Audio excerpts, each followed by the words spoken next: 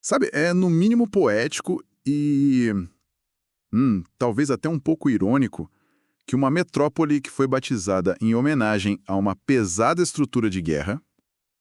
Sim, uma estrutura erguida puramente para aprisionar ou afastar a bala quem chegasse perto, né? Exatamente.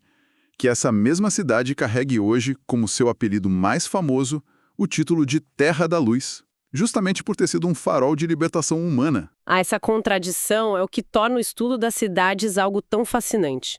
A gente se acostuma a olhar para o mapa de uma grande capital, sabe? Com aquele emaranhado de vias expressas e prédios de vidro. Uhum. E acaba perdendo a noção de que tudo aquilo ali é o resultado de uma tensão histórica constante. As cidades não nascem prontas. Elas são moldadas por traumas, por defesas e, no fim das contas, por rupturas. Com certeza. E olha, o momento para a gente desvendar essas rupturas não poderia ser mais oportuno. Dia 13 de abril de 2026, Fortaleza atinge um marco histórico impressionante. Exatos 300 anos, né? Isso, 300 anos desde que aquele núcleo original foi oficialmente reconhecido e elevado à categoria de vila. E o que torna este tricentenário ainda mais peculiar é uma mudança bem recente que a gente viu na fonte que estamos usando hoje. Ah, o artigo detalhado do portal O Povo, certo? Esse mesmo. O artigo aponta que, até pouquíssimo tempo atrás, o aniversário de Fortaleza era tratado apenas como um ponto facultativo. Pois é. Basicamente, uma folga burocrática restrita aos servidores públicos. O que, convenhamos, acabava diluindo muito o peso da data. Totalmente. Mas aí, quando o atual prefeito, Evandro Leitão, institucionaliza o 13 de abril como um feriado municipal oficial para todo mundo, bem nesse ano do tricentenário, ocorre uma mudança de chave importante. Não é só uma canetada administrativa, né? De jeito nenhum. É uma manobra que obriga a metrópole inteira a parar as engrenagens, olhar para o próprio umbigo e refletir sobre quem ela realmente é. Exato. E a missão da nossa análise aprofundada de hoje é justamente essa: descascar essa identidade. Vamos além do óbvio. Isso. A gente vai deixar de lado aquele cartão postal ensolarado que costuma vir à mente de quem nos ouve quando se fala na capital cearense e tentar entender as engrenagens reais que fizeram essa máquina funcionar. Queremos mapear como a urgência bélica ditou o traçado das primeiras ruas, né? E como a economia do famoso ouro branco resgatou a região de quase um século de relevância. Até chegarmos em como a industrialização, que foi bem brutal no século XX, transformou tudo isso na potência nordestina que a gente vê hoje. Perfeito. Mas para entender esse topo, a gente precisa voltar aos alicerces. Mais especificamente, ao século XVII. Ah, sim. Um período onde o conceito de cidade sequer estava no radar por ali. O que havia era pura estratégia militar de sobrevivência. Estamos falando do ano de 1649. Claro, a gente tem que pontuar que já havia a presença dos povos indígenas originários que já vivenciavam aquele choque terrível da chegada dos europeus desde o século anterior. Sim, é fundamental lembrar disso. O território não estava vazio. Mas o gatilho físico para o que viria a ser o centro de Fortaleza foi uma disputa estrangeira muito específica. Os holandeses desembarcam e constroem o forte Schonenbrod. Só que o curioso dessa história é que a hegemonia holandesa ali durou tipo um piscar de olhos em termos históricos. Foi muito rápido, né? Apenas 5 anos. Isso. Em 1654, a coroa portuguesa retoma o território e, no mesmo instante, muda o nome da estrutura para Fortaleza de Nossa Senhora da Assunção. Certo, vamos desvendar isso porque eu gosto muito dessa dinâmica. Dá até para fazer um paralelo com aquela brincadeira de roubar a bandeira do time adversário, sabe? Como assim? Tipo, você toma a base inimiga, pinta com as suas próprias cores e declara que o jogo acabou.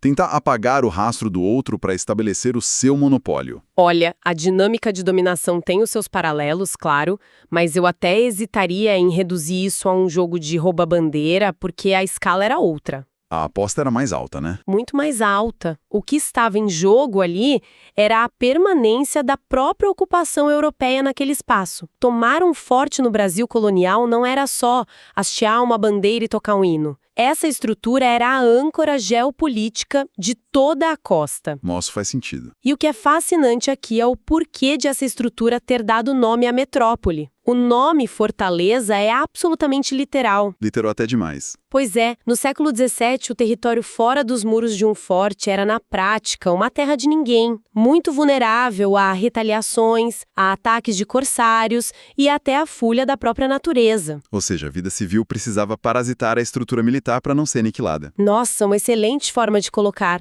É bem isso. A economia incipiente, o comércio rudimentar, as primeiras habitações, tudo isso precisou se curvar à logística militar. O povoado teve que se organizar em volta dos muros, né? Exatamente.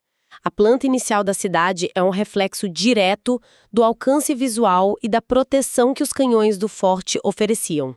Caramba. E o artigo do portal O Povo destaca um detalhe espetacular sobre isso. A resiliência física dessa fundação. Sim, porque a estrutura não sumiu. Exato. Se a gente caminhar pelo centro da metrópole hoje, o Forte de Nossa Senhora da Assunção não é uma ruína empoeirada num museu esquecido. Ele abriga a sede da 10ª Região Militar do Exército Brasileiro. É muito louco pensar nisso. O núcleo de comando bélico lá de 1654 continua exercendo uma função militar ativa no mesmíssimo metro quadrado, agora em 2026. O passado não apenas sobreviveu, ele meio que nunca deixou de trabalhar, né? Verdade. Mas como mencionei logo no começo do nosso papo, existe uma ironia poética muito forte na evolução dessa identidade. A mudança de foco da cidade. Da exclusão e dessa defesa através da força bruta, a consolidação da sua alma apontou para a direção diametralmente oposta. E é aí que entra o famoso título de Terra da Luz. Pois é, aqui é que a coisa fica realmente interessante, porque o turismo muitas vezes acaba sequestrando o sentido histórico das coisas, sabe? Ah, sem dúvida, o marketing passa por cima da história. Qualquer pessoa que folheie um catálogo de viagens ou que vá visitar as praias do Ceará vai assumir quase automaticamente que Terra da Luz é um apelido por causa do sol forte o ano inteiro. É, faz todo sentido meteorológico, né? Sim, faz. Mas a verdade que a gente tira da fonte é infinitamente mais densa e, sinceramente, muito mais nobre. Muito mais. O apelido, na real, não celebra o clima de jeito nenhum. Ele celebra uma ruptura política e humanitária sem paralelos no Império Brasileiro. O Ceará foi o primeiro estado do Brasil a abolir a escravidão.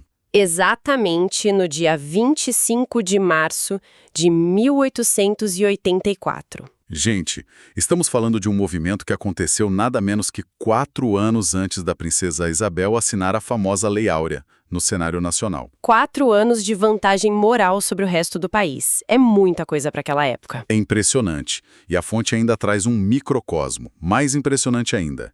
A Vila do Acarape, que hoje é a cidade de Redenção. Ah, sim, o caso de Redenção. Eles emanciparam as pessoas escravizadas 1 ano antes do próprio estado do Ceará, em 1883. Olha, se conectarmos isso com um cenário maior, com a macropolítica da época, o peso da Terra da Luz se torna ensurdecedor. Como assim, no cenário macro? É que o Brasil não foi apenas um país que teve escravidão. O Brasil foi o último país das Américas a abolir essa atrocidade. O sistema inteiro dependia visceralmente disso. Sim, desde as lavouras de café lá no Sudeste até os engenhos de açúcar.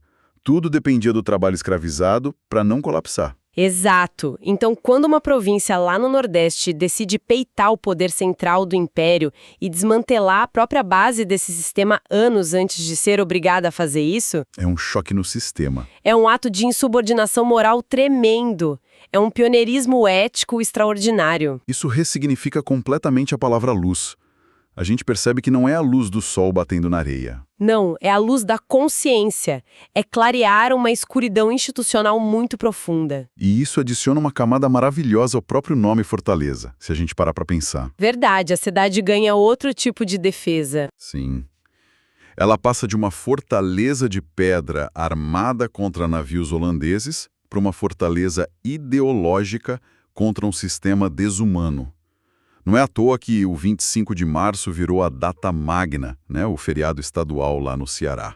Um título muito justo e um salto de maturidade política gigantesco. Uhum. Porém, a história urbana nos ensina que a audácia social, por mais linda e nobre que seja, não sustenta o planejamento urbano e o crescimento por si só. Ah, a velha regra. A conta tem que fechar. Pois é, uma capital não ergue hospitais, estradas e infraestrutura apenas sendo um farol moral. Para que Fortaleza deixasse de ser só um vilarejo encostado num forte e crescesse, ela precisava de outro tipo de audácia. Audácia econômica. Exatamente, o combustível financeiro. E então, o que tudo isso significa na prática? A gente precisa puxar a linha do tempo um pouquinho para trás, de volta para 1726. O ano em que o povoado foi reconhecido como vila. Isso. A fonte traz um fato que me pegou de surpresa. Fortaleza não foi um sucesso imediato. Longe disso. Pois é. Eu imaginava que virou vila e já deslanchou. Mas não. Por muitas décadas, permaneceu sem grande expressão política ou econômica. É que a titulação de vila é só um selo no papel, sabe? Não traz riqueza imediata se não houver um meio de produção forte acoplado. E Fortaleza viveu um longo período de estagnação. Foi uma verdadeira late bloomer, né? Aquela pessoa que passa a juventude inteira meio apagada, no fundo da sala, até descobrir um talento oculto que muda tudo de uma hora para outra. E que talento seria esse, no caso de Fortaleza? O algodão, o famoso ouro branco, já no final do século XVIII. Ah, o ciclo do algodão. Isso levanta uma questão importante sobre a formação das cidades brasileiras. Que a economia dita a geografia política. O valor, Fortaleza não tinha força de barganha nenhuma. Ficava sempre na sombra de centros muito mais ricos, tipo Pernambuco, né? Isso. Mas o algodão inseriu a vila diretamente na cadeia global de suprimentos por causa da demanda internacional.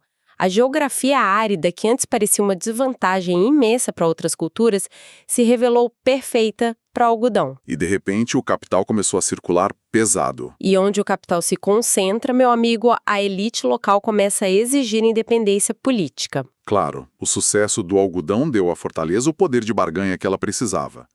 Tanto que em 1799, eles conseguem a separação da capitania de Pernambuco. Eles cortaram o cordão umbilical econômico, o dinheiro parou de escoar para o sul e começou a financiar o desenvolvimento interno ali mesmo. E o que mais me espanta é como isso foi rápido depois do algodão. Porque apenas 24 anos depois dessa separação econômica... Em 1823... Isso. A vila finalmente é elevada à categoria de cidade e firmada como a capital do Ceará.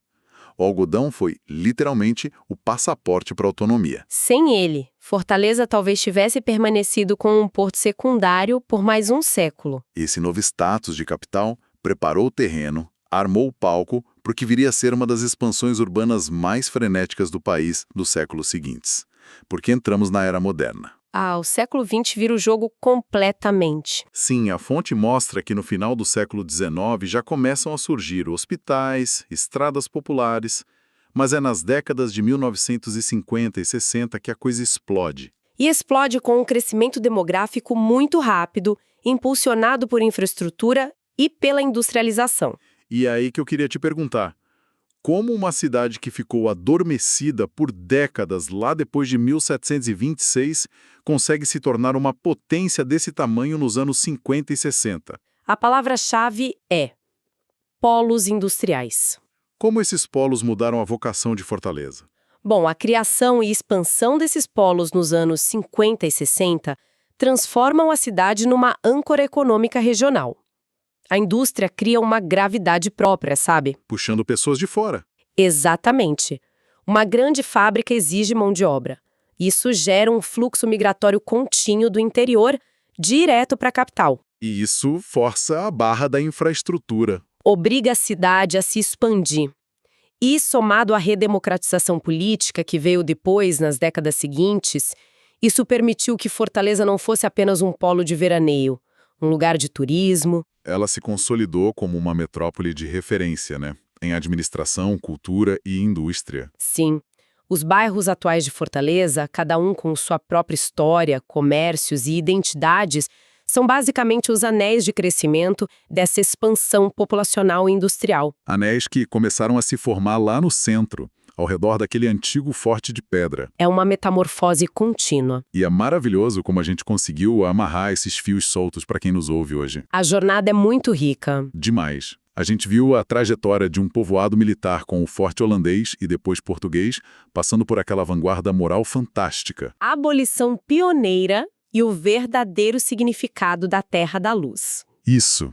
E depois vimos o motor econômico do algodão, tirando a cidade da letargia, até chegar na Revolução Industrial moderna. O grande aprendizado dessa fonte de hoje é entender que o valor de conhecer a história de uma cidade é perceber que nada é por acaso. Nenhum título ou formato urbano cai do céu, né? Não.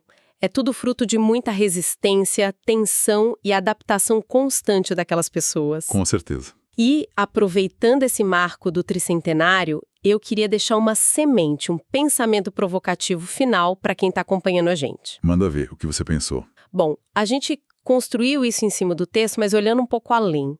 Se a identidade original de Fortaleza foi forjada por paredes de pedra construídas para se defender do mundo, e a sua alma foi iluminada pela decisão corajosa de quebrar as correntes da escravidão antes de todo o resto do país. Sim. O que as fundações e as escolhas que a cidade está fazendo hoje, agora no seu tricentenário, em 2026, vão ditar sobre quem ela será daqui a 100 anos. Uau. O que o retrovisor lá do ano 2126 vai dizer sobre a Fortaleza de agora. Olha, uma reflexão que bate forte e que com certeza muda a forma como a gente enxerga as ruas e a história não só de Fortaleza, mas de qualquer cidade que a gente habita. Fica o convite para reflexão, né? Sim, a gente espera que quem nos acompanhou até aqui continue sempre curioso sobre as histórias que pisam todos os dias. Queria agradecer muito a companhia de todos em mais essa análise profunda. Foi um ótimo papo. Foi excelente. Um grande abraço a todos e até o nosso próximo mergulho.